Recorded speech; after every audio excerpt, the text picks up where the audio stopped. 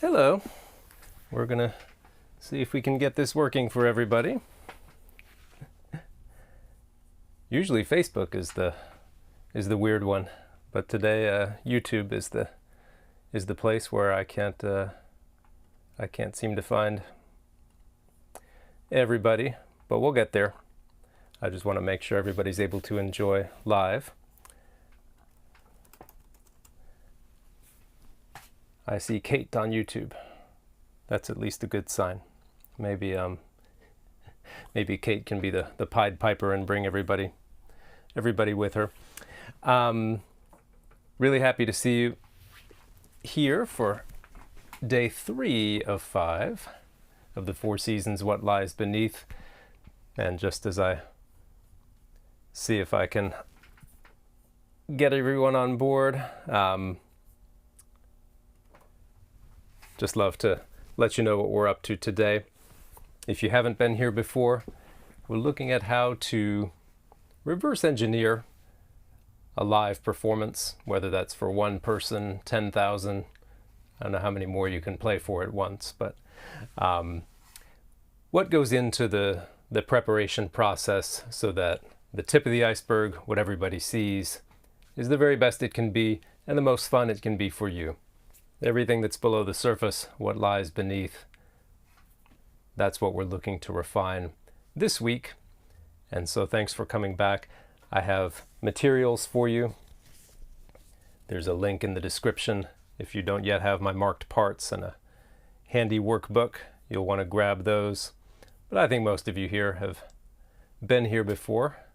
So happy to see you. And I'm seeing some folks filtering in on YouTube. I'm not sure what happened, why it wanted to show up in a different place today than the last couple days, but it's all good. We're all here. So let's get started. For anybody who does wish to join on YouTube, you should find it there now, youtube.com/NatesViolin. And let's get started. And good. Do you ever have those dreams or those nightmares where, right, you open the case and there's no violin? Even though I was sure I'd just set the violin there, I was thinking, well, now that I've gotten this video going, I'm going to turn around and there's not going to be a violin. All right. Autumn is the season of the day, and of course, our slow movement of winter. Just want to say a brief word about that. It is my intention that each of you watching can play through the slow movement of winter on Friday. Now, you're not going to be on camera with me, you don't even need to make a recording. But I'm going to leave time for us on Friday, all to play through at the same time. So it's our performance. I'll play for you. You can play and imagine me there. That means that, well, that's the day after tomorrow. And so we've talked about a couple elements of shaping and preparing that movement. We're going to go into more fingering and bowing details today and tomorrow. But it does mean that the day after tomorrow is performance day. And that's, of course, quite a compressed time frame.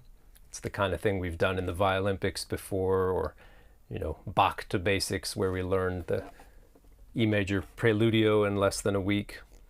So this is even a smaller piece than those. And what I am hoping that we can figure out is what is the mindset, what are the key thoughts, key words, and what are a couple fundamental skills that we can be looking at in these last couple days to make Friday the best it can be, and then figure out how to apply that, of course, on a more normal, a longer time frame. And as always, I'll have time at the end of today for questions from you. So, Autumn. Flip ahead in my music. Well, why does Fourscore want to quit? Now that's never happened in performance, luckily. Just one more reason to memorize, I guess. No technology.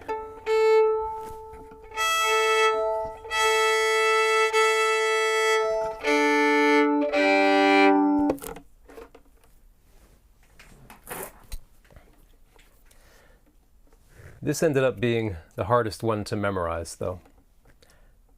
Just enough repetition, particularly in that last movement, that I kept getting turned around. And maybe because I put so much time into the memory stuff in this movement, it was all fine. Any memory fudges happened in places I wasn't expecting. So,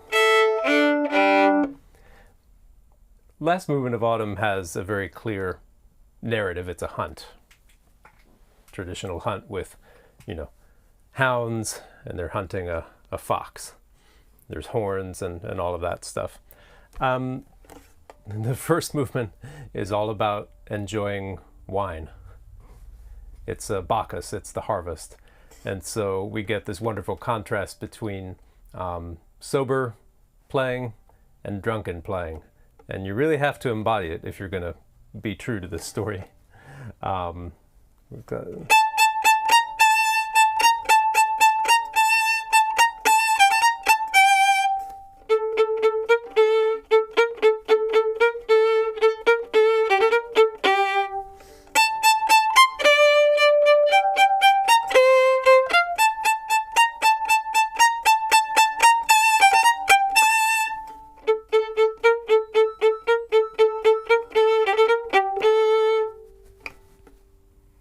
Not that it matters that much, but for example, that final note could go down to an F, but instead it doesn't. So that was just one of the many pitfalls. One interesting consideration for the articulation: how much bow do we want, and are we leaving the string? Yesterday I talked about doing as much as possible without breaking the contract. The contract? Are we signing contracts with our strings now? Contact anyway.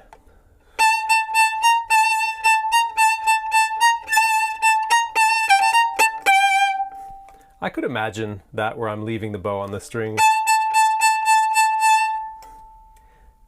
And the reason that can still work on the string is because I'm using quite a fast bow. It's coasting to a stop on every stroke, right?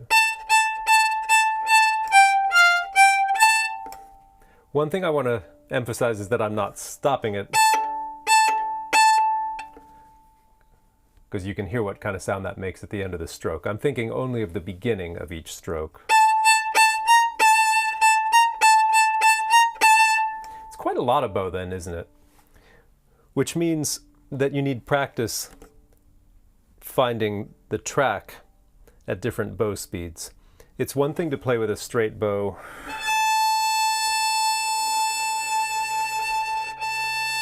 when things are slow, right? Even then I can see by my camera feed that I got a little crooked at the end. That's all right. Oistrakh did that too. And it's another when the bow is faster. For one thing, the faster the bow moves, the further out toward the fingerboard you need to go, right? When I was slow,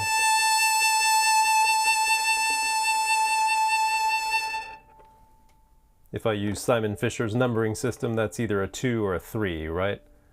Closer to the bridge, perhaps, than the fingerboard. If I leave it there and try to move the bow faster, we get that ponticello sound. So I've got to move it out maybe more to a 4.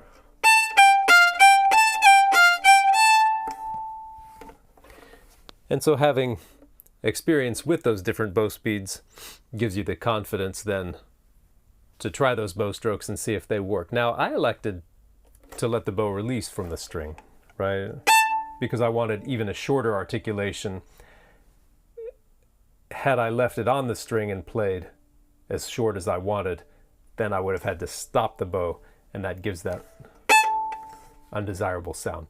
So that's a great reason to let the bow release. But what am I doing each time in between? I'm finding the string.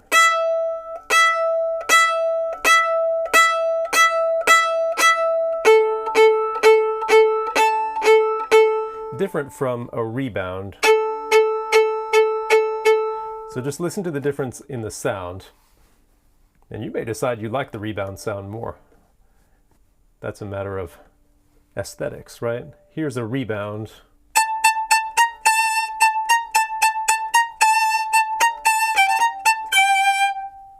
And here's finding the string.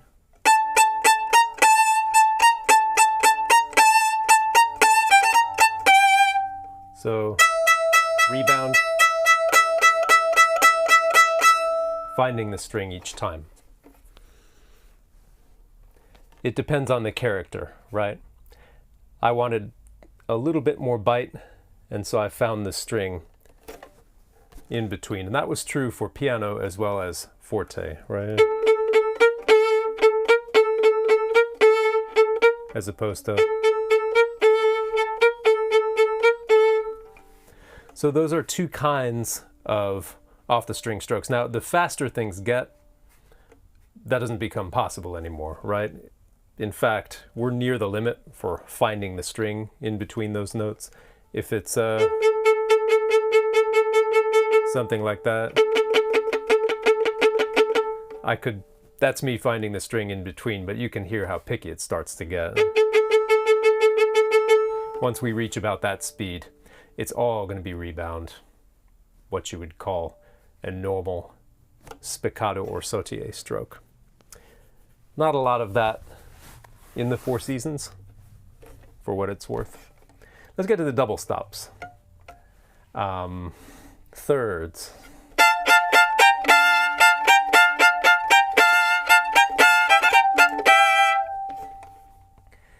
Now here especially, I don't want to be too picky, so I've heard a lot of people, they'll play the beginning as we did, but then when they get to the thirds,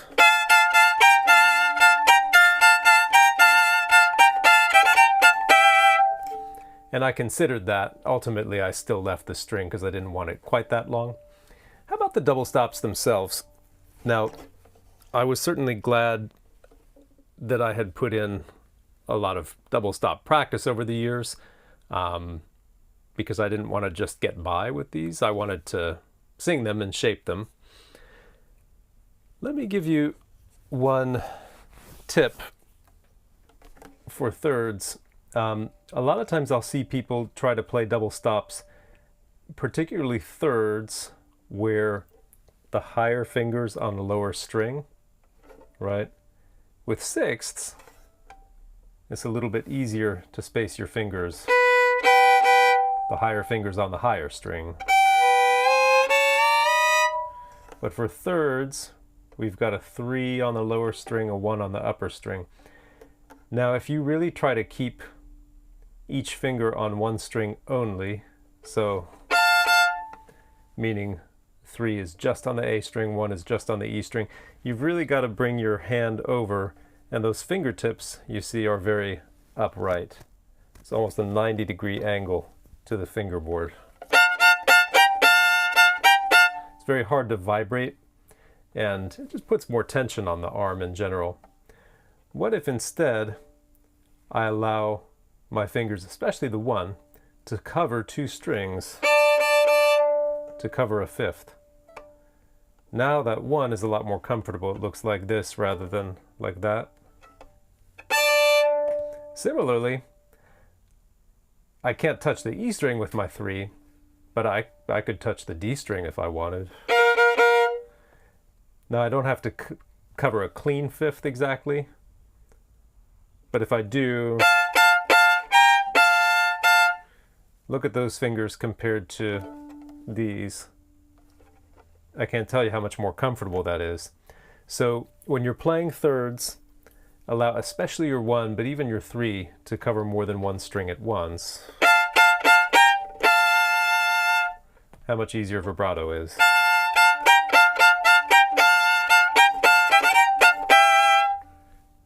Get 1/6.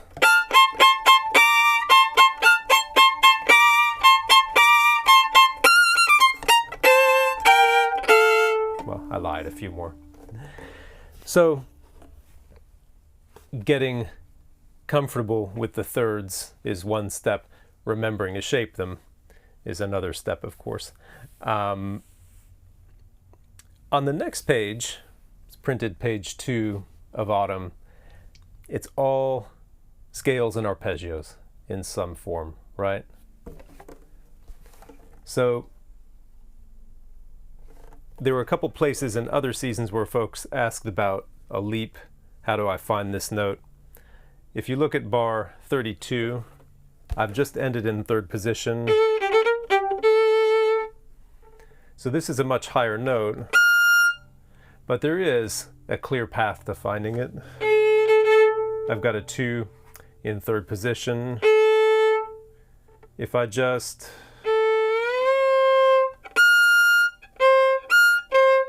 where does that 2 need to be? In 5th position, which is where I'm going. So during the rest, I'm thinking going up a minor 3rd. And then my arpeggio is in the right place. Once again, my 1 is covering a 5th. It's just because it's needed on both strings, I don't want to be moving it, hopping it back and forth. Instead,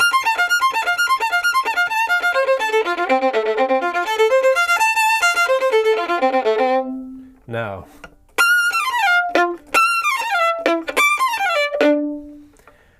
so for all these, I practice them backwards. Because when I put the 4 down to play as written, I want my other 3 fingers down and spaced properly so that I can just peel them off.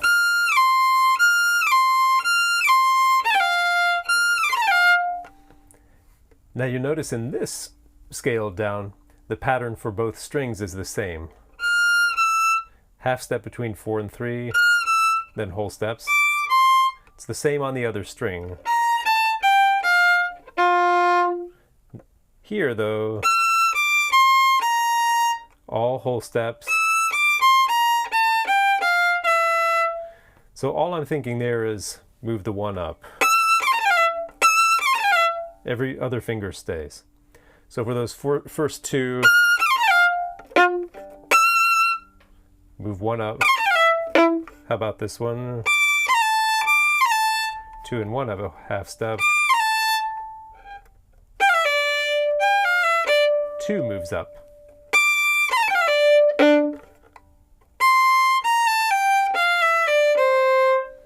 I'm sensing a pattern. This time 3 moves up. So nothing moves. 1 moves up. 2 moves up. 3 moves up. Here, because of the open string, nothing has to move. So that's the way I practice these rather than getting out the metronome. I can speed that up, but it's likely never going to sound as brilliant or as virtuosic as peeling off the fingers, which anyone can do. Getting used to the spacing is what you practice, but anyone can just peel fingers on and off. You'll see that I did a lot of changes of bowing on this page in particular. Why? I based all of my decisions on the musical effect. It may be written. Not only is that more difficult to pull off because now I've got to change bow on a very quick note. I can do it if I time it carefully enough, but for me, it's one finishing note. And that goes along with kind of the drunken aspect. So there are definite, sorry to get too graphic, but there are definite vomit places in this movement. So this may not be that, but it's definitely a kind of staggering, catching yourself with one foot. To me, it's not, bum bum bum bum bum bum bum bum, even though that may be the way it's beamed or the way it's bowed there. So for that reason, and because it's easier technically, I slur that finishing note in. Similar. Where else did I change? 49, you'll see that I made the decision.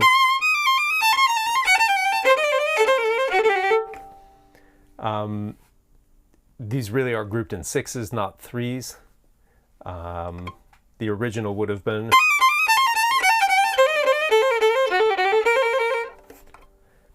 And I just liked grouping them in sixes first of all, and then tying them over the beat.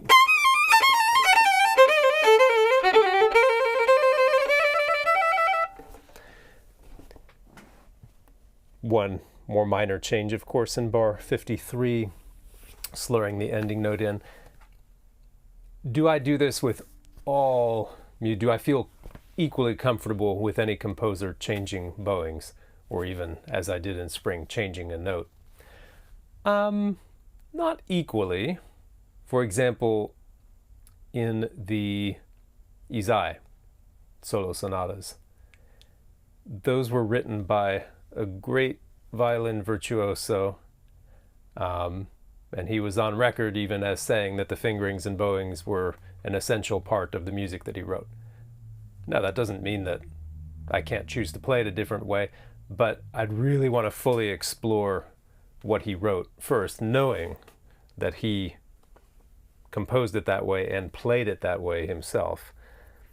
With Vivaldi, I mean, I have no doubt he had some skill on the violin, but he was playing a different kind of violin, a different kind of bow than I am, and it's not going to matter to my listener how Vivaldi might have played it or how someone he knew might have played it. It's going to matter how the effect comes off, right? So I have no problem changing anything in here. And I would change Izai too, if I thought it would come out better and if I'd fully tried his solution. Let's look at a video clip just to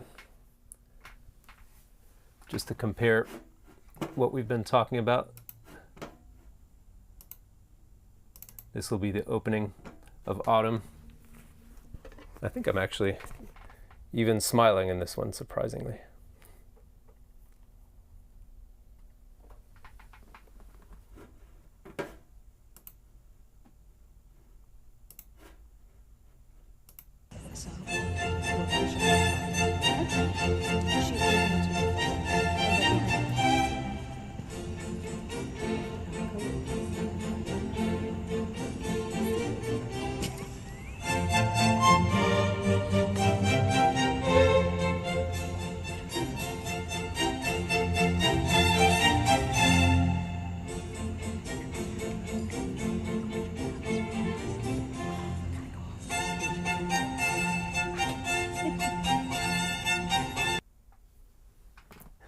That one breaks off in a funny place. So you didn't get to hear if my thirds were in tune. They went pretty well, from what I remember. It's funny, double stop stuff. One final thought about those. So much of the time I see people getting frustrated with pitch of double stops, and their fingers are actually fine or closer than they think anyway. It's so often the bow that sabotages the pitch of double stops. Usually because it's too heavy or too far from the bridge. The further you get from the bridge, the flatter, the closer together the strings are. So it can be easier to play two strings at once, closer to the fingerboard. However, the further away from the bridge you go, the less pressure the strings can take. So if I were to play out here, you can hear without moving my fingers, not only does the sound start cracking or breaking, but the pitch went kind of like that. So the first thing to check with any kind of double stops, not your left hand, but your right. Nice long strokes so that you can hear the pitches that you're actually playing. The slow movement of Autumn, there really is no solo part to it. For that reason, it was actually a hard one to memorize, and some solos will actually sit out. This is more of a featured moment for the harpsichord player. They can outline these chords and make whatever embellishments they like. I chose to play it along with the first violins in the orchestra, and really had to think harmonically for that one. In the third movement, here's where we get the hunt. And a word about bowing in the beginning. This bowing is often hooked. And this may be, well, this was the first time that I played this movement as a soloist, but I had certainly seen a lot of people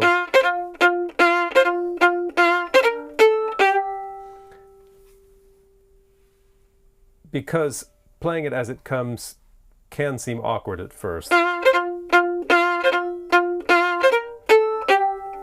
Because you've got a long down, a really quick up, and then right away another down. I came to actually find that easier than the hook. It's just a little bit with the fingers, isn't it?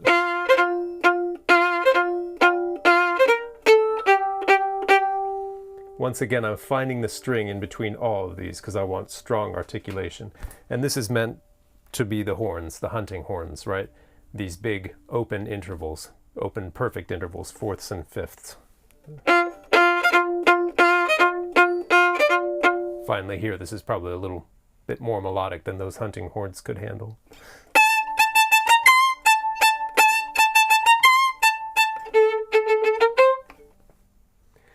So first true solo moment, we've got more double stops. Again, a lot of perfect intervals, so chance to listen for ringing, right?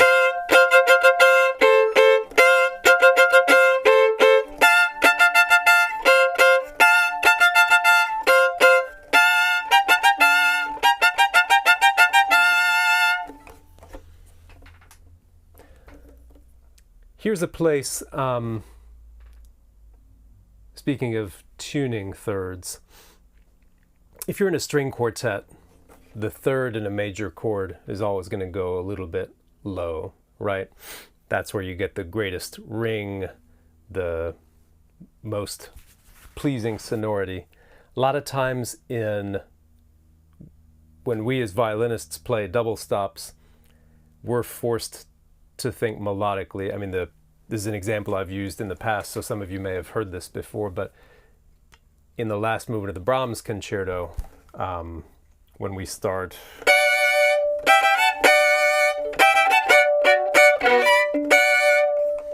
in this D major chord, if we were in a string quartet, there's our D.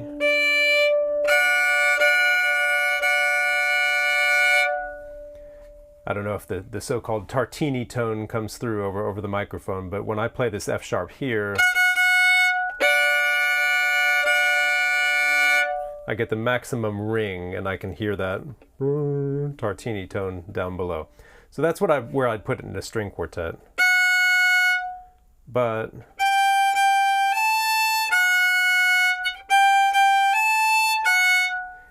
it doesn't work at all melodically, right?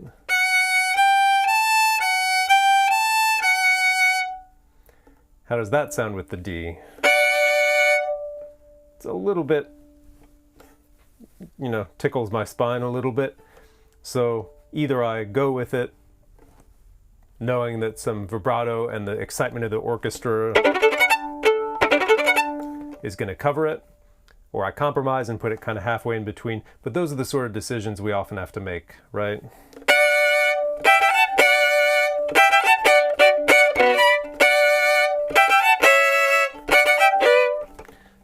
Whatever's going to work best. Here,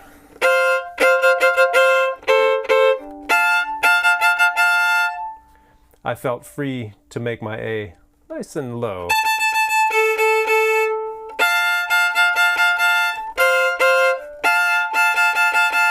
Because it would really work nicely with the continuo boom, the low F. So the passage at H, of course, I would practice with longer double stops.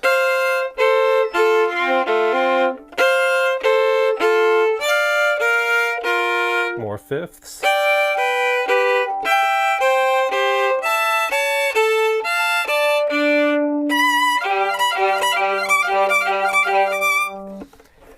This is super fun. It's one of those things that sounds harder than it is, right? And it looks cool too. So the arm is flying all over the place. That's great fun. The passages at J and L, for me, those were somehow devilish to memorize. They sound obvious when a soloist is playing them. And then when I came to practice them myself, there was always some other way it could turn. And I'd end up with an extra bar or one too few or something. Let's take a look at a clip from this movement. And just keep in mind, I was basically hoping that I wasn't going to forget something.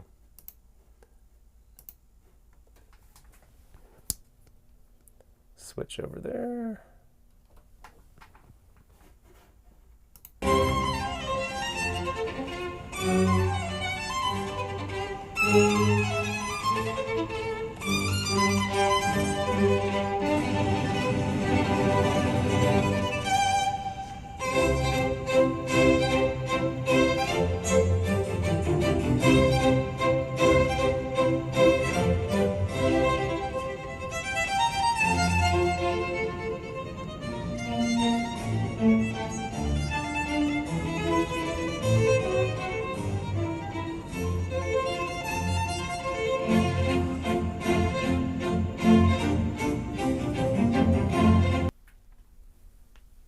All right. I made it.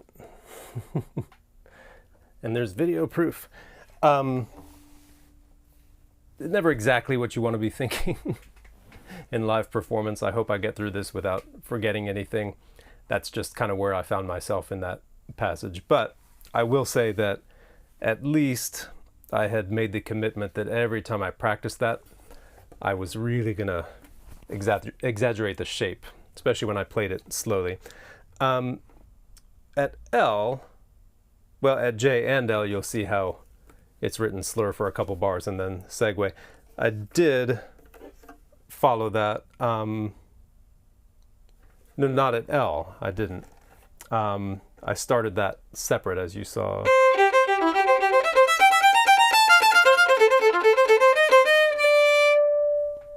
When it went to 1 bar units, then I started slurring. Now you'll notice in my fingerings, I've got a lot of 4s in there, 4 extensions. Those are to help with string crossings. To put string crossings, to have fewer string crossings, I should say, and to put them exactly where I want. So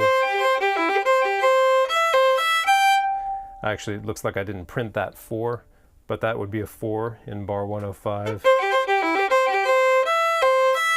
And then an open, right? So that I'm not having to. Similarly there, 107 is a 4, then an open. 4, then 1.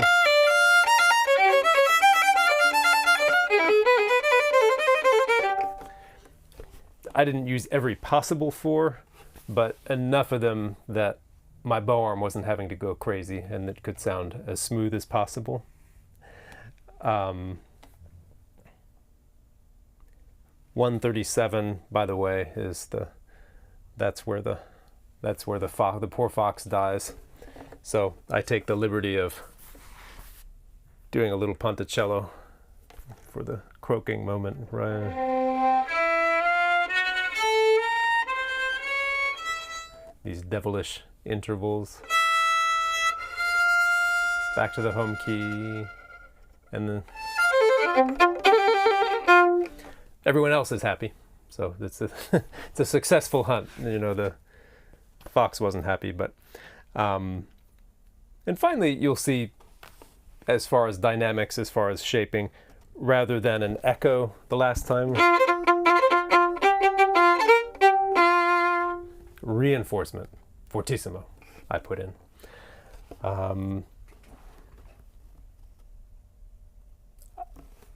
For me, the movements, they're all evocative, but autumn and winter have, I think, the most explicit sort of, we're going to make the sounds that would happen in nature here. Of course, spring has some of that too. I once played a very strange version of this. I was in the orchestra, but it was a very enterprising guy in Philadelphia. Mark Mostovoy was his name, and he had put together a group back in the 70s, I believe, of local freelance players and conservatory students, and they would go on tours, really rehearse a lot, and they played at a high standard. The group had various names over the years. When I played in it, I think at that point it was called the Concerto Soloists of Philadelphia. But he had his own special version of the Four Seasons, and there were a lot more sound effects. So not to spoil the next season, winter, but since we're on the subject, there's one place, now this doesn't hurt the instrument, so don't worry, but there's one place where the sonnet talks about falling through a crack in the ice. And so at that point, the music came to a complete stop, and everyone had to take their bow hair on the back of the instrument and go like that. It really sounds like you're doing something terrible to the violin, especially cellos and basses too. It's even louder, but it was clever. He also made use of a special dynamic of his own invention called the mezzo.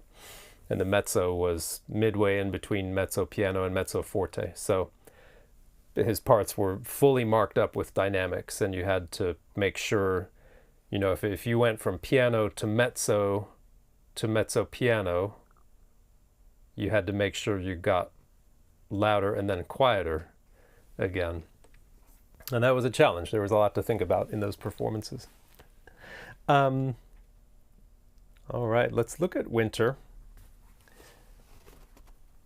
Now, what we've done so far is sketch out the big shapes. And we've talked a little too about voices. I want to start getting to smaller shapes now,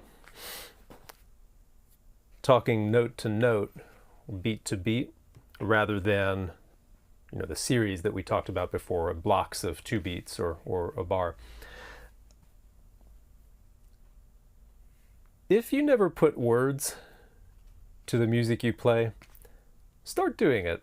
You don't have to do it for everything, but it's a really fun, I don't know if pastime is the right word. I do it when I need to help organize phrases, because it's the most natural thing in the world for us to speak in phrases, groups of syllables. If you want to think of some equivalencies between music and speech, a note is really like a syllable, right? And just as syllables are made up of different starting sounds and ending sounds, so there's a front to the syllable and a back or a tail. So if the word syllable has 3 syllables, doesn't it? So there's syll. That's got a front, a middle vowel sound, and an ending consonant. Syll. That's kind of a connecting sound, isn't it? Bull. There are 2 front consonants in that, right? There's an S and a B. Those are pretty different, right? How might an S sound? Something like that. There are other kinds of S's too, right? Really quick one. But it's definitely not. There's no way I can make that an S.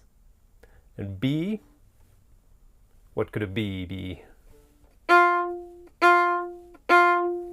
B's and D's are kind of similar, but they're definitely not K's, and they're not H's, they're not L's. So if a note is a syllable, a group of notes could be a word, probably 2 or 3 notes.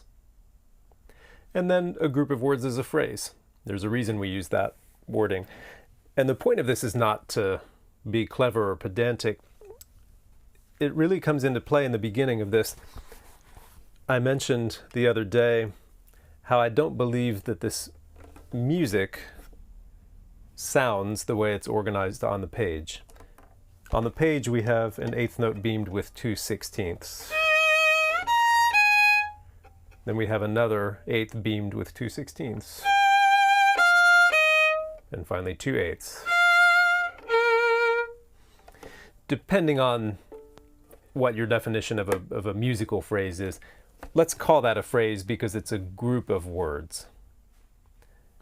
And I would be interested to know what words you might put with this. I did a little thinking earlier to get a couple different examples.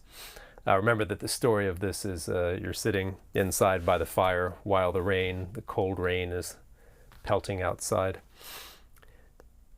So there are all kinds of words you could come up with that might have something to do with that story. So don't judge my poetry necessarily, but think simply of how well you feel like the sounds of the words or the organization of the words fits this music.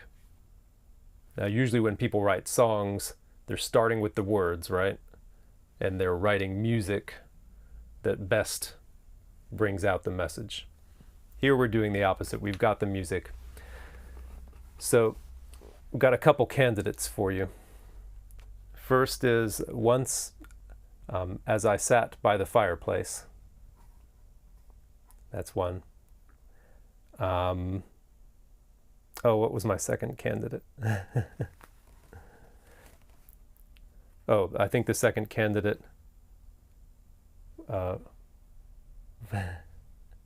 finally sitting alone now.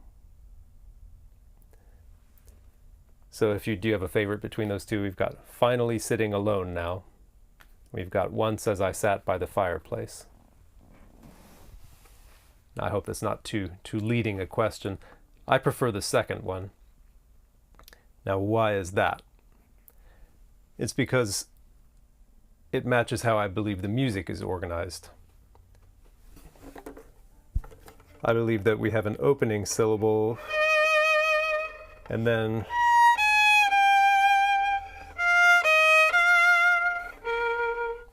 I believe the 16ths are joined to the eighths that follow them, rather than the ones before. So once as I sat by the fireplace. To me, that's how the music is organized. The other one was finally, which puts the eighth and 2/16 together. Finally sitting alone now. At least there we have a final 16th joined to an eighth, sitting alone now. But to me, it's not as good a match. Now, the point is not for you to come up with words for everything, but just to open yourself to the possibility that what you see may not be how it scans. A lot of times, right, if you're writing poetry or reading poetry, you talk about how something scans. With Shakespeare, right, there's that classic iambic pentameter, right? You've got the lines are either exactly or about 10 syllables, and it's always da da da da da da da da da. It's the second of each pair, second syllable, that gets accented. When the words are written to match that, it scans perfectly. Sometimes you have to compress a couple syllables into one in order to make it scan well. But we want our music to do the same thing, and we don't even want our listeners to have to think about it. It should just sound natural, never square, boxy, or bumpy, unless that's our intent. So what does that mean for us playing? To sing the first note, sure. But not to be shy about bringing out the first of the 16th notes. And to be sure to connect those three. And certainly never a bump on that G, on that 8th note. Again.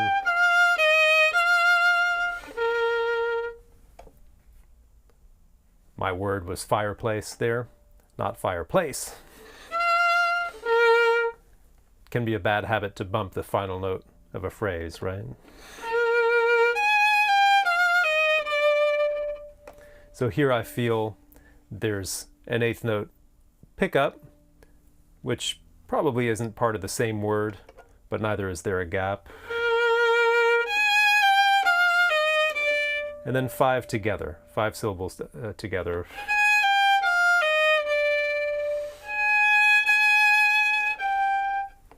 Once again, the relationship between those two notes, those two syllables. Yadam.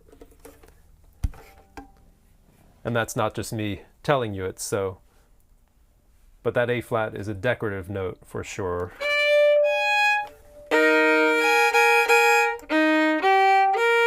G is part of the chord, A flat is not. A flat has to resolve the G there, so it's the decorative note that gets the lean.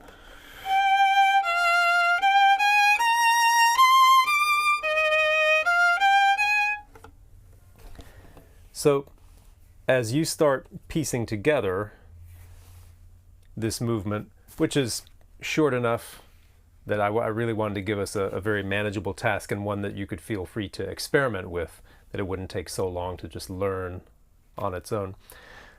As you start piecing it together, I want you to go in the order that we've done. We've got the big shapes marked out.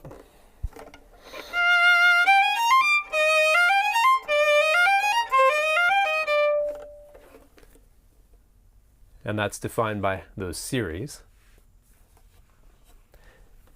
And now within those, you can group the notes and the syllables. So if I've got... How do those relate? You'll notice, by the way, why have I taken away those slurs? It's exactly for the reason that I've talked about.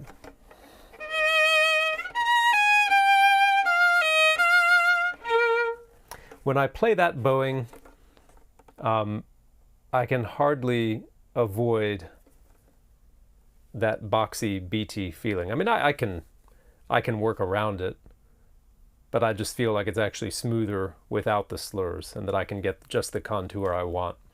I just find the printed bowing too repetitive. If that really is Vivaldi's, I don't like it. So that's why I changed it.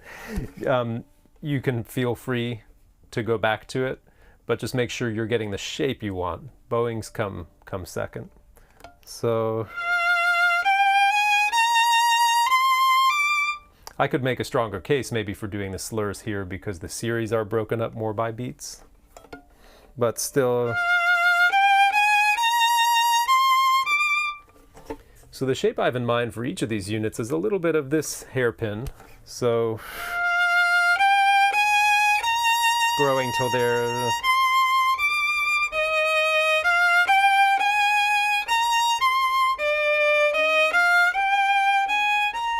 and each one grows a little bit less until the last one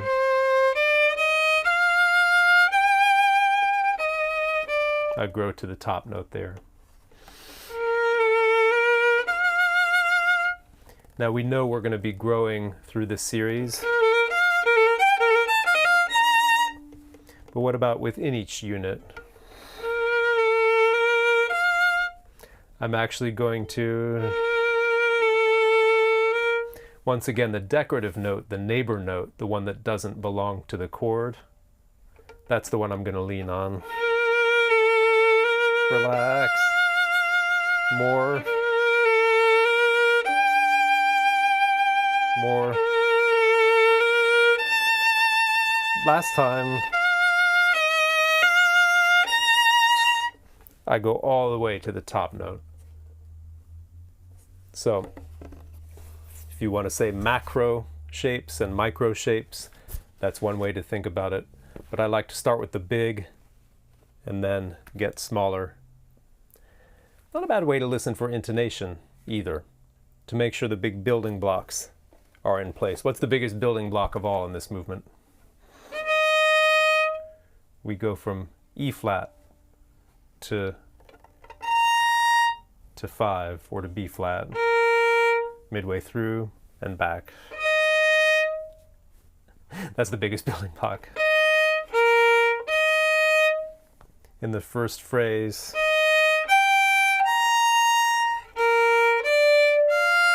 we're going from, well, those same two chords. So I've got to make sure all those notes are just where they need to be. Then I can fill in the gaps.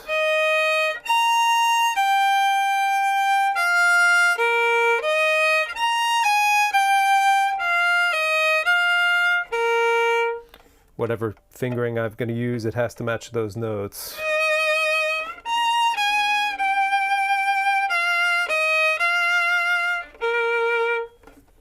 All right. So as you look ahead to Friday, get your hands on it again today and imagine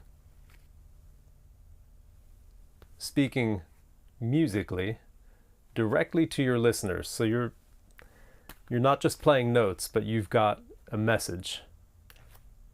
The beauty of music is that it transcends words, right?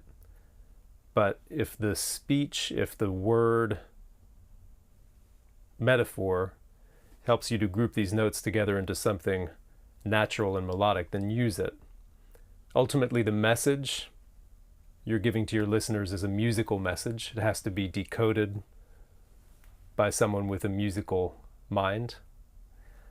And Vivaldi wrote this so skillfully and so well that the message comes through. He gave it a little help with the sonnets, of course. But that's what you want to do on Friday. And we'll clean up some final considerations tomorrow. I would love to take some questions now, because I know you've had some good ones. I'll ask for my usual help from those who have been watching the chat.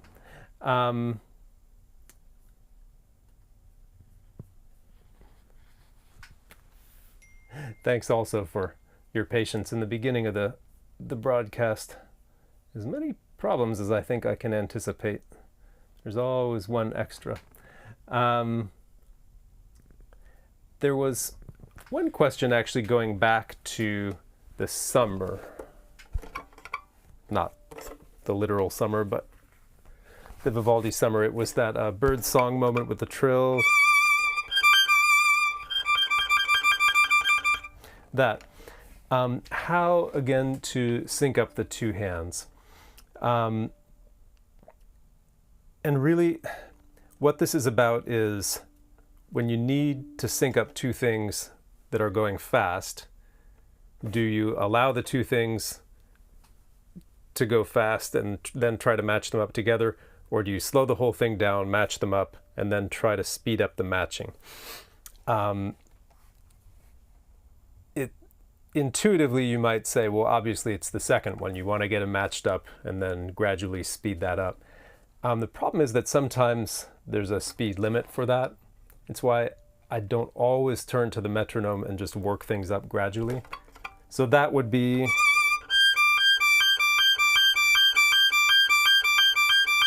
and get that faster.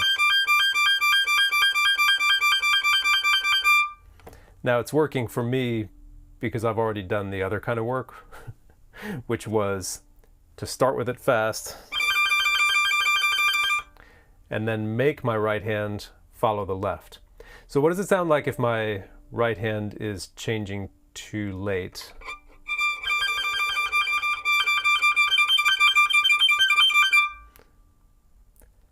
Now, I can look, or I can listen, or I can just try to feel. But what I can't do, what I'm not going to do, is adjust the speed of my left hand. That's going to stay as fast as I can get it. What would it sound like if the right hand's changing too early? So you can tell neither one of those is synced up. And what's just right?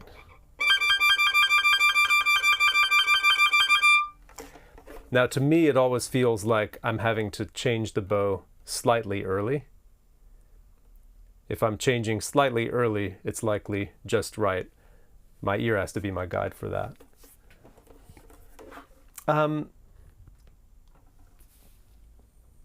Several questions about winter then, or about the other seasons. Melinda had a good lyric. Ah, now I'm feeling so cozy. Once again, I love this one because to me it matches not only the message, but the actual organization of the music. Ah, that's a great first syllable, isn't it? Ah, now I'm feeling so cozy.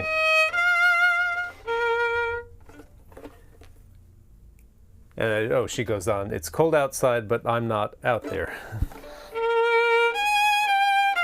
But I'm not out there. Yeah, exactly. Out there.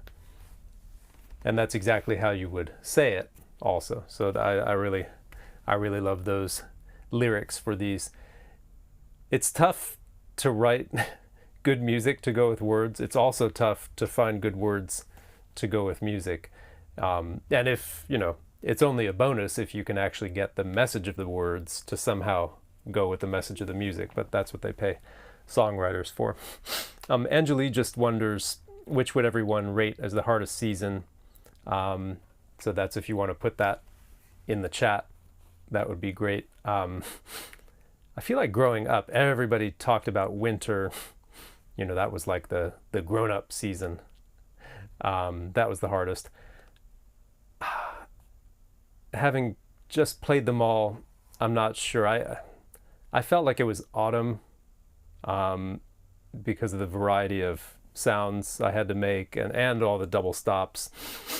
A lot of fast scales.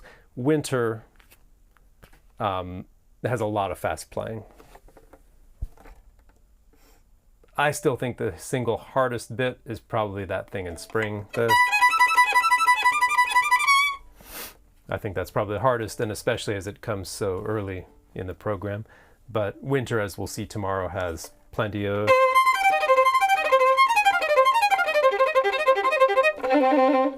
and the end. So that can be hard because it comes at the end of the program and you might be tired. Your arm might not be tired. Your arm might not have a lot of energy left. So, I could go with winter. I could go with autumn. Yeah. The key for spring is not always super friendly. Anita, to go along with this word and music equivalents. Speaking of fingerings, she asks, do I avoid a change of color, such as a change of string, in the middle of a word? And actually, a lot of times I do. I don't always get, so granular and say, well, this word is this, therefore I don't want to do this fingering. But I know yesterday we talked about starting in third position and how would that be? And part of the reason I didn't love that fingering is because it changed voice. Yes, in the middle of what I would consider a word. And so, right, if we go, what was Melinda's lyric? Now I'm feeling. And my lyric was, once as I sat. And so as I sat, to me, that goes together. Or in Melinda's case, now I'm feeling, that goes together. And so I like it all on one voice. So either, or one voice or the other, but not switching in the middle. So yeah, there can be technical considerations, right? That might, in the end, you say, all right, yeah, aesthetically, I'd it would be great to keep all this on one string on one voice, but I've got to get over there at some point, and every other choice presents this difficulty or that. The bowings can affect it too. One of the reasons that I elected to change those bowings. I know Kate has a question that I don't want to forget. Let's see, Sir G, if I'm saying that correctly. Supplementary materials that you can incorporate while studying winter.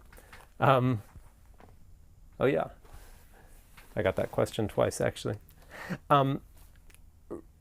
For me, it would be détaché bowings in rhythm. So you could take a tune that you know, or even a scale, and just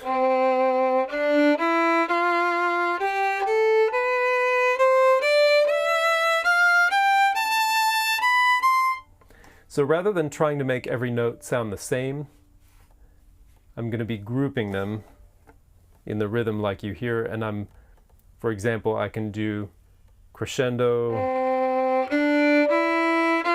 dim, crescendo, dim, or all dim,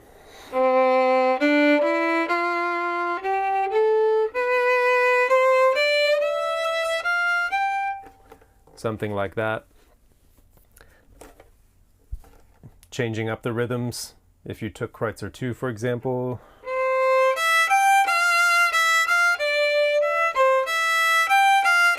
Or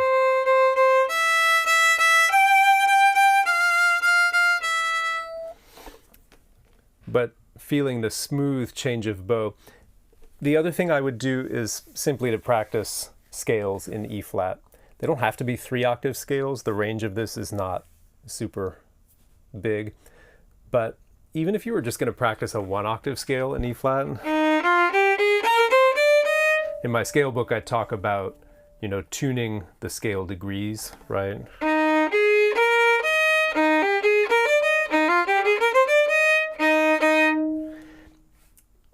But then to do that with different fingerings, so second position,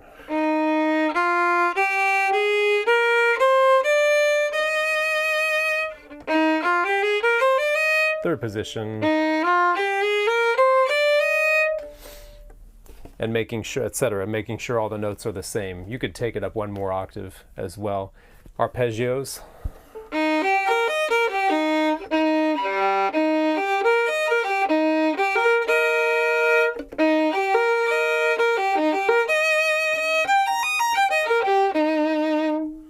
Because then when you play,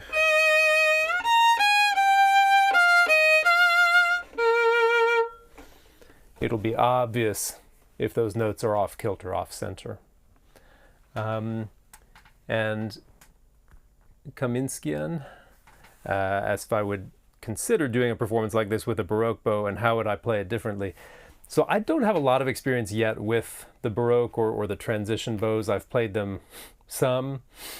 The instrument really needs to be set up differently too, and I don't have one set up in such a way. That sounds like a really fun thing to do. I'd want to devote time and study to it. Briefly, particularly the upper halves of those bows don't work anything like the upper halves of these bows, right? So there's no, for example, if I wanted to play in the upper half and really put some weight on it,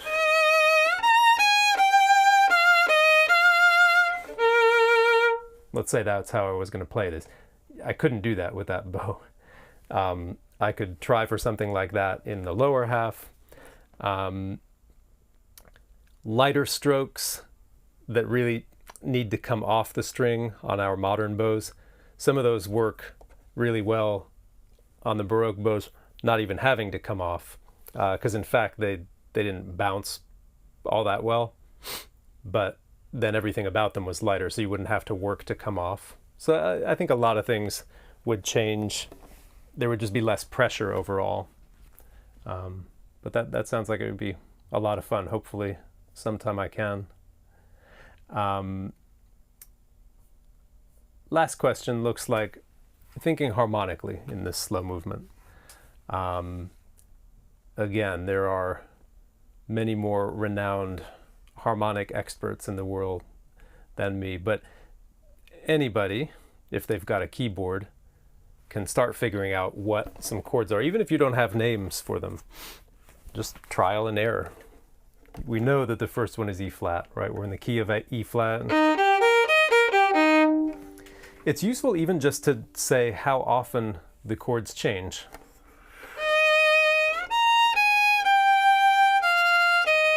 Any chord changes yet? No. What's a really helpful tool if we want to know where chords change? The score. Now, I didn't send you a score, but that's easy to find on IMSLP. Just look at the bass notes. Bass notes change very often. The chord is changing, not always, but this particular piece was written with figured bass as well. So all Vivaldi gave was a bass note, and then the numbers, the figures, define what the rest of the chord would be. So if you have an E flat on the bottom, that could be an E flat major chord, or it could be C minor,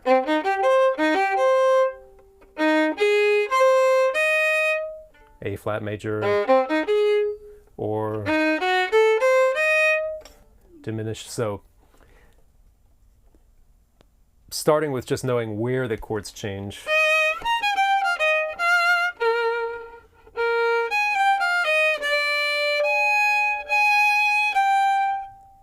Yeah.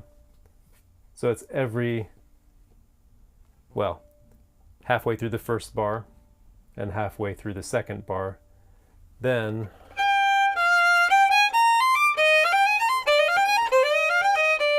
every half bar, yeah. Again, every half bar.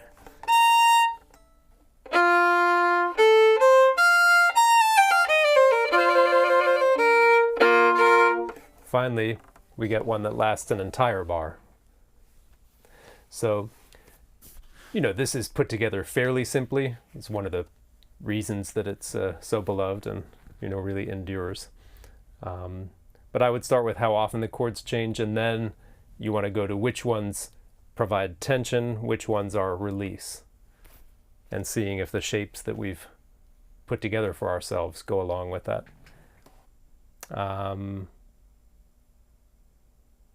All right, one last question. Why would I not want to play this all on one string? By all, I wonder, I think maybe yesterday or a couple days ago, I had talked about maybe I wouldn't want to, maybe here I said I wouldn't want to continue all on the A string.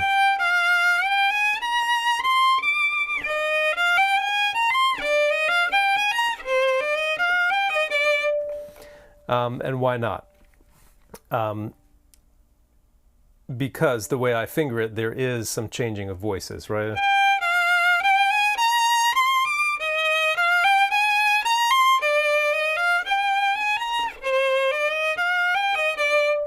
So twice I go over to the E and back over to the A. So I tried to find places where I thought it made sense. In other words, not in the middle of 2/16, particularly not on a half step. But why not all on one string? Because then that would, that would get rid of that difficulty. But then, of course, it presents another difficulty, which is shifting.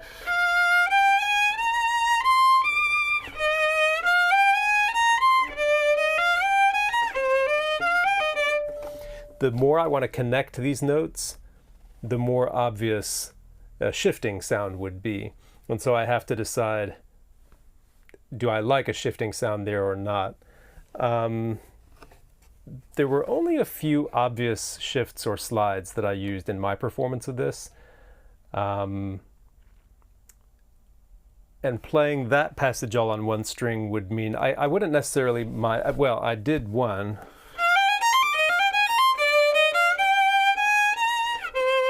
That one I let the listeners hear that one, but I didn't want any more than one in that area. I felt like more than one was going to draw too much of the wrong kind of attention to take away from the simplicity. So sound-wise, timbre-wise, it's a great idea, but in the connection between the notes, I felt like it was going to draw too much attention or make me stop the bow.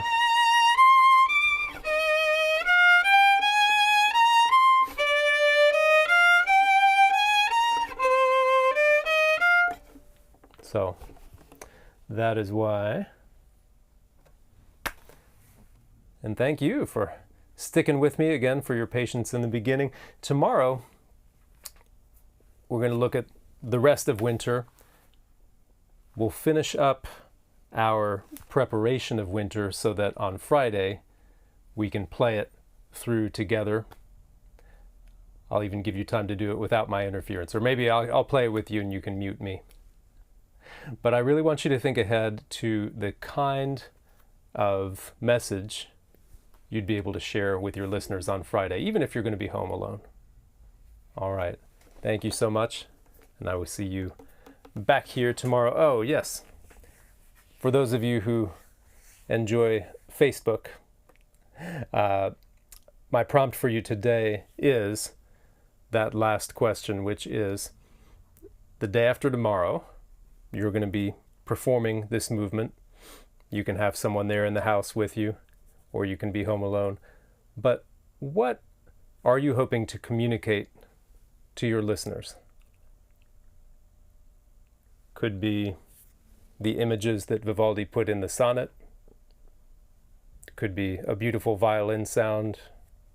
Could be a musical line that makes sense and is never broken. But I'm curious what your priority is. And let's think about what you need to do between now and then to bring that priority foremost, okay? To make sure it happens. All right.